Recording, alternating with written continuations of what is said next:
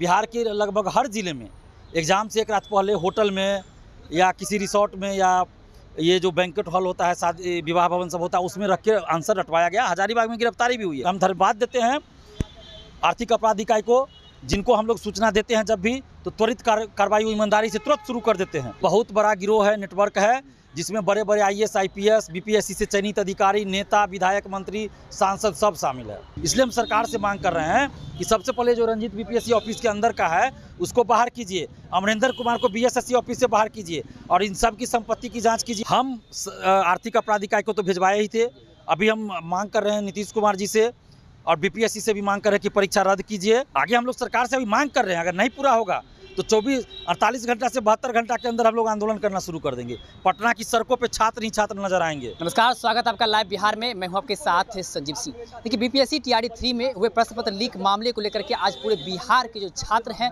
उसमें नाराजगी देखने को मिल रही है। हमारे साथ बात करने के लिए छात्र नेता दिलीप जी हैं, जो हमेशा से छात्रों की आवाज़ उठाते रहते हैं। हाथ में कुछ डॉक्यूमेंट है, प्रश्न पत्र है, वो लेके पहुँचे हुए हैं। हम बात करेंगे, क्या कहेंगे। देखिए, BPSC TRD 3 की परीक्षा जो 15 मार्च को हुई उसका पेपर लीक है और हम लोग के पास पुख्ता सबूत है। कई लोगों ने हमें फ़ोन करके बताया था कि परीक्षा से पहले सेकेंड शिफ्ट का, तो हमने कहा कि आर्थिक अपराध इकाई को भेजिए। एक व्यक्ति ने हिम्मत किया, उनको हम समझाए तो, और आर्थिक अपराध इकाई का नंबर हमने उनको दिया था, तो उन्होंने 1:24 पर भेजा था आर्थिक अपराध इकाई को। हमने उनके मोबाइल में आज देखा भी है कि 1:24 पर वो भेजे हुए हैं। और बिहार के लगभग हर ज़िले में एग्ज़ाम से एक रात पहले होटल में या किसी रिसोर्ट में या ये जो बैंक्वेट हॉल होता है, शादी विवाह भवन सब होता है, उसमें रख के आंसर रटवाया गया। हजारीबाग में गिरफ्तारी भी हुई है। बिहार में भी हर जिले में हुआ है, क्योंकि हर जिले से हमको फ़ोन आ रहा था स्टूडेंट्स का कि गाड़ी में भर भर के स्टूडेंट जा रहा है, उसका मोबाइल जो है लोग रख रहे हैं, झोला में बैग में रख रहे हैं, सबका मोबाइल जब्त करके स्टेशन पर उतर रहा है या कहीं से आ रहा है, वो एक जगह इकट्ठा हो रहा है, वहाँ सबको भर के गाड़ी से ले जा रहा है। तो अभ्यर्थी हमें फ़ोन, हम धन्यवाद देते हैं आर्थिक अपराध इकाई को, जिनको हम लोग सूचना देते हैं जब भी, तो त्वरित कार्रवाई ईमानदारी से तुरंत शुरू कर देते हैं और उनको हम धन्यवाद देते हैं। नैयर हसनैन सर को भी धन्यवाद देते हैं। इन सब मामलों के पीछे कौन सा गिरोह काम कर रहा है? कौन? बहुत बड़ा गिरोह है, नेटवर्क है, जिसमें बड़े बड़े IAS IPS BPSC से चयनित अधिकारी, नेता, विधायक, मंत्री, सांसद सब शामिल है। इसकी जाँच होनी चाहिए। और ये जो BPSC पेपर लीक 67वीं हुआ था, 66वीं का भी हुआ, लेकिन उसको दबा दिया गया। तो इसमें जो लोग संलिप्त थे आज भी वो बाहर घूम रहे हैं, नौकरी कर रहे हैं। तो जब तक कठोर कानूनी कार्रवाई नहीं होगी तब तक ये आखिरी पेपर लीक नहीं होगा, इसके बाद भी होता रहेगा। हमने पहले भी कहा, इसलिए हम सरकार से मांग कर रहे हैं कि सबसे पहले जो रंजीत BPSC ऑफिस के अंदर का है उसको बाहर कीजिए, अमरेंद्र कुमार को BSSC ऑफिस से बाहर कीजिए और इन सब की संपत्ति की जाँच कीजिए। और BPSC ऑफिस के अंदर जितने लोग हैं सबकी जाँच कीजिए, मोबाइल डिटेल जाँच कीजिए, सारा चीज़ जाँच कीजिए और जो भी लोग संलिप्त है उसको सख्त से सख्त कानूनी सजा दीजिए। और जो अभ्यर्थी सेटिंग कराते हैं इस सब मामलों में उसको आजीवन प्रतिबंधित कीजिए। जो कोई नौकरी में हो, चाहे वो शिक्षा माफिया हो अभ्यर्थी हो, उसकी नौकरी ख़त्म कीजिए, बर्खास्त कीजिए नौकरी से।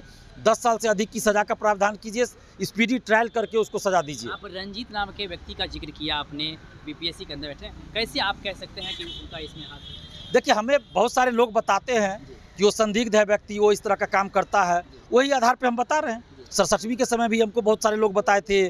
उसके बाद 66वीं में भी उसका नाम आया था कि प्रयागराज इलाहाबाद में ले जाकर मेंस की कॉपियाँ लिखवा रहा है, लेकिन उस सब का सबूत हम लोग नहीं दे पाए और नहीं दे सकते हैं।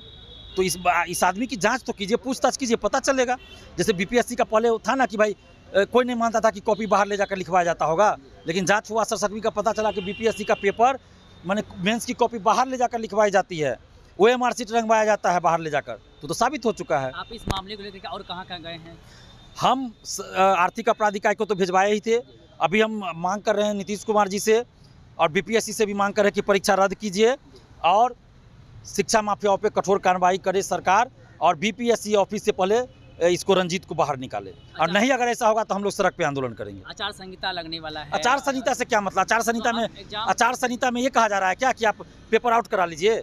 वैकेंसी निकल चुकी है तो परीक्षा लेने में कोई दिक्कत नहीं। आचार संहिता से, आचार संहिता में तो और ज़्यादा कार्रवाई होनी चाहिए। पुलिस को तो और पावर आ जाता है, अधिकारी को और पावर आ जाता है, लेकिन उसका अगर दुरुपयोग कोई अधिकारी करे कि पेपरें लीक करा दे, तो ये तो रंजीत के गैंग का जो लोग है उसका नाम भी उजागर होना चाहिए, उस सारे लोगों का नाम उजागर होना चाहिए। आगे आप लोग क्या कीजिएगा?